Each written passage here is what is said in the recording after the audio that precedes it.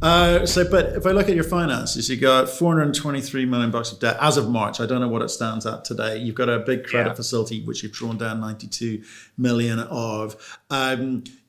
Talk to me about the finances and what you're going to do. Do you need to clean things up because you're telling me there's a lot of money coming down the line?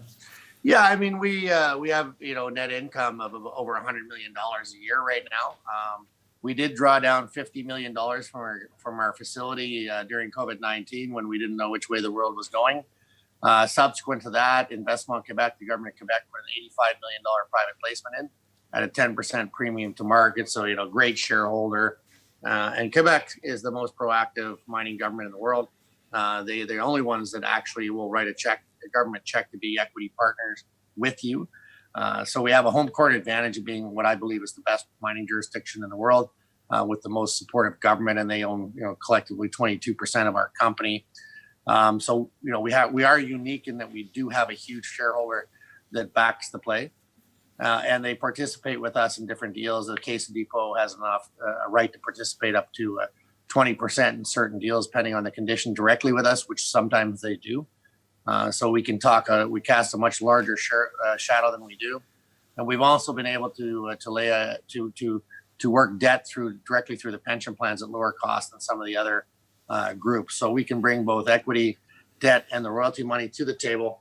And we're just in the process of maturing that as we go through it in a couple of next steps. But reality is, we've been able to position ourselves, and it was all about getting those core real estate positions.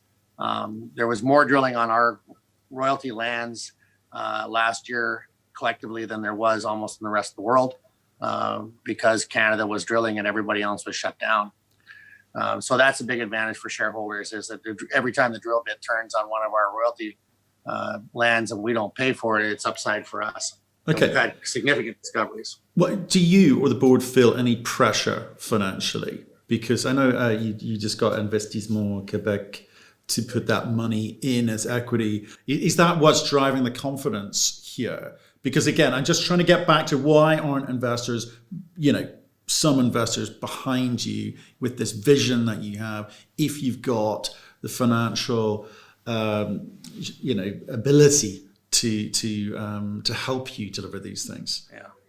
So we're actually net debt zero if you look at our cash position plus our equity book. So our equity book sits at around 300 million. Our cash position is slightly over 200, and our net debt position is there's $350 million in convertibles, which 300 is due in 2022. So it's not exactly next door.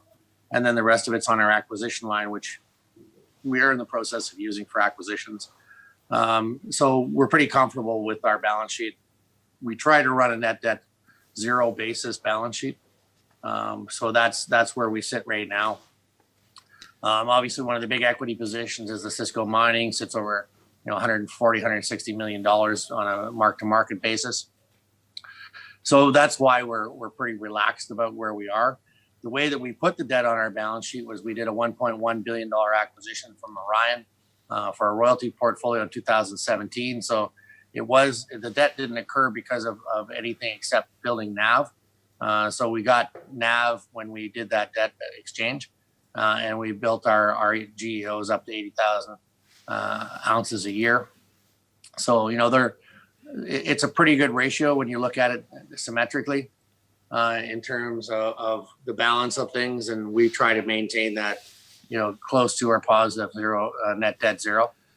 We will pay back debt as time goes by. We've paid down $350 million of dividends and share buybacks. In 2019, we bought back 8% of our stock from Orion with the share exchange of our equity book for $174 million. So we've been pretty proactive on our balance sheet management. Okay. But for I'm an old country boy. I don't like that. Well, yeah, no, but for a $2.5 billion company, net zero is is that where you want to be? Well, listen, it depends on why we're putting debt on, right?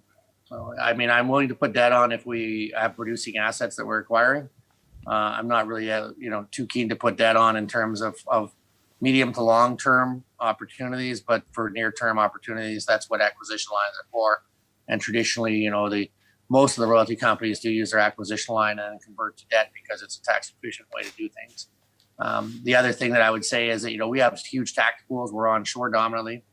But through the Canadian flow-through share basis, the reason that we run such a big equity book is that when we purchase those equities, we can use that tax protection that comes with flow-through shares to protect our tax pools. And we started with $50 million worth of tax pools.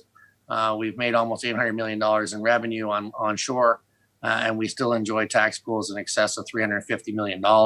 So tax management is a big thing for us, and we don't have any CRE issues outstanding. And we've been able to do a model that's a little bit different than others, but highly tax efficient. When we buy equities under the flow-through model, if it's federal, it's a minimum of 22% gain. If it's provincial and we happen to be in Quebec, it can be up to 50% premium.